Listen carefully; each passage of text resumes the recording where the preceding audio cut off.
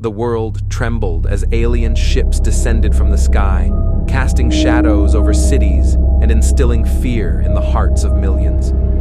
These extraterrestrial invaders, with their advanced technology and ominous presence, threatened to obliterate humanity and claim Earth as their own. In a desperate bid to save the planet, world leaders turned to the one force they believed could stand against the alien menace: Godzilla, the legendary monster of all monsters.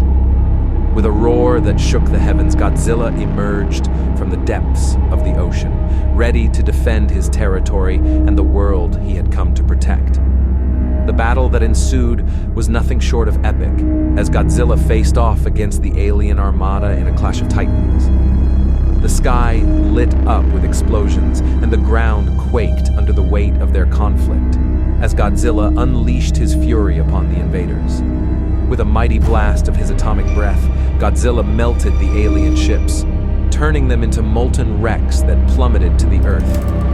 The aliens, unprepared for the sheer power of Godzilla's wrath, were obliterated in an instant, their invasion thwarted by the king of monsters.